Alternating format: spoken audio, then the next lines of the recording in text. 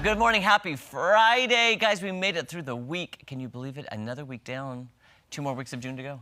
Stop. I know, right? You stop it. Sorry, Tim, Photog Tim and I were just in this, because next week we have so many shoots and it's so busy, and I was looking ahead, that's how I knew that. But yeah. Welcome, let's enjoy today. Let's enjoy this rainy day. And what, rain you say in the Ozarks? No. What? I didn't see it. I didn't hear it. I didn't feel it. It did not make its presence known to me. No. Welcome, I'm Jeremy Rabe. And welcome, I'm Maddie Conklin. I think we're disassociating from the We are. rain. Or completely disassociating. I was so disappointed waking up this morning to the sound. Well, actually, I woke up in the middle of the night to the sounds of the rain. I thought you liked, though, sleeping in the rain. No, It's with nice as much rain as we've had, no, I don't enjoy it anymore. I did see a hot spot in my yard the other day, and I was like, oh no, it's already dried up. We need more rain. No. I might have put it out there. I'm so sorry. It was just one hot spot, and I honestly think it's from where the dogs use the restroom. Yes. It kills the grass. That's exactly what it is. But I was like, oh no, drought. She's coming in hot. Literally. Yes, ma'am. We could use a break from the rain. We could. But we'll get to weather talk later. I have to ask. Yes. We made an amazing fresh peach salsa, and you said to me, I think I might just make this for dinner. Did you end up making it for dinner? No. Okay. I did not have time to go to the store because I didn't have any of the ingredients for the salsa. Yeah. But I did make a taco salad for dinner. That sounds amazing. I love taco salad so much. How do you make it? Would you like to know? That's why I asked. I'll give you my recipe. Okay, you tell me. For my taco salad. So I do what I did yesterday for our thing. I did ground beef and onions with taco seasoning. And there's the meat. And then it's very simple. A bowl of lettuce. Then I sprinkle shredded cheese. Then I put the beef on top of that so it can melt the cheese a little bit onto the lettuce. Genius. You know what I'm saying? Then, to each their own, I put a little chunky hot salsa. Like, I like the hot salsa because that acts as the dressing to me. That. Then, a big old dollop of sour cream. I knew it. And then, crunched up tortilla chips. Thank you. I was hoping you'd say tortilla chips because I know you low carb, and I was like, you cannot, on a taco salad, you cannot skip out onto carbs. But guess what? But what?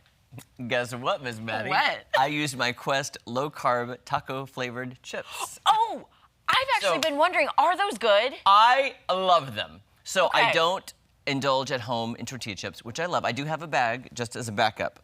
But the Quest low-carb chips, the whole bag is like 4 grams of carbs. Really? It's amazing. So they have taco-flavored. They have nacho cheese like Doritos. Yes. They have super hot and spicy.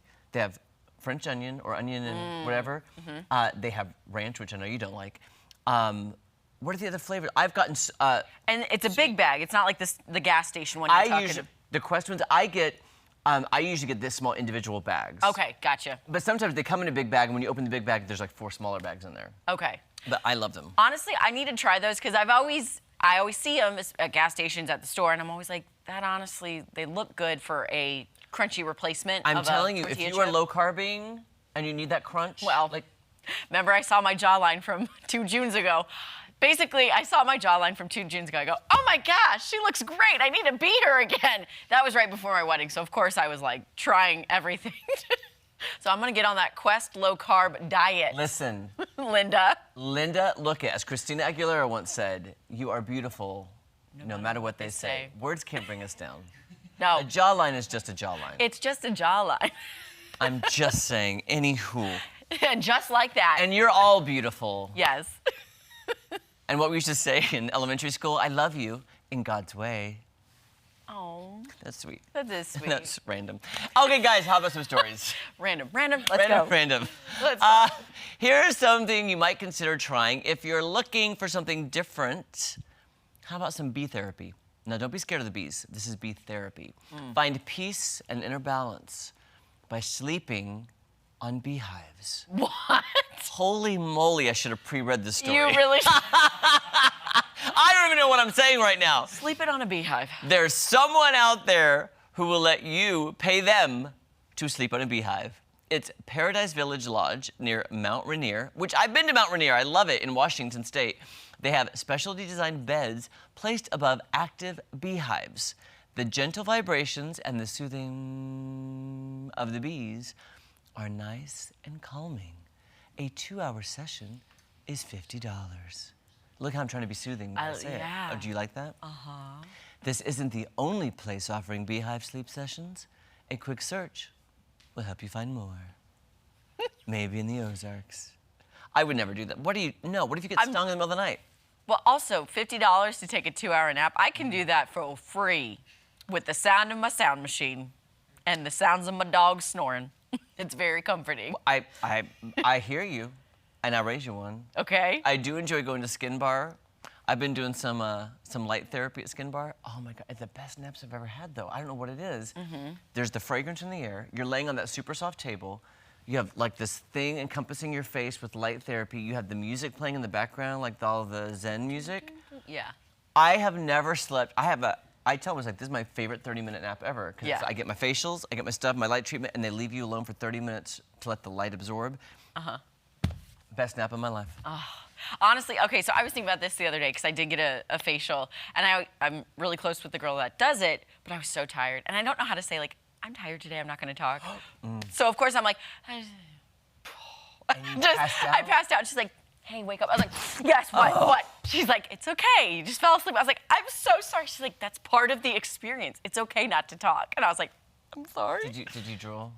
No, Okay. but I was going, it was such weird breathing. I'm like, By the way, I've woken myself up from naps going, yes. why am I going, Anyways, all right.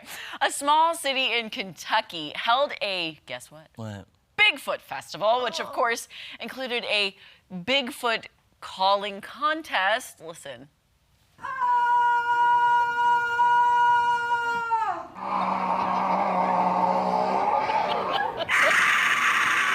What in the heck?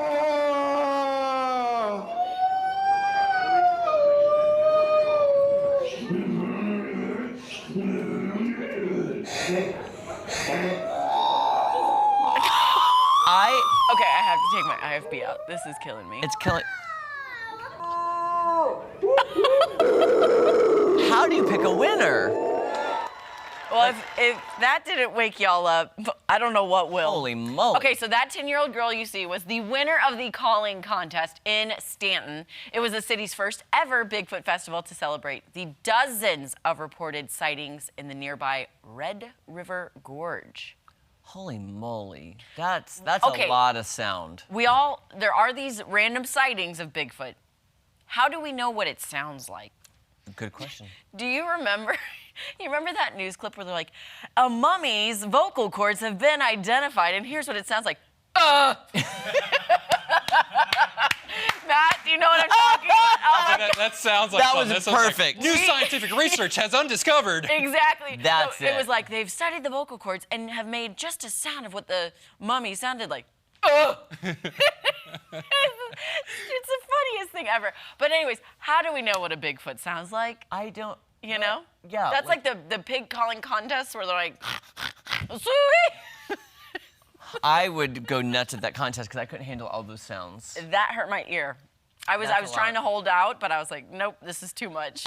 You know what, too? I'm always fascinated with these urban legends, the myths that we have in the world, like the Loch Ness Monster, the Bigfoot, because it had to start somewhere. Like, Yeah. how did it start and why has it lasted This long. this long? And it's like still the folklore of something that probably does not exist. Yeah, I don't know.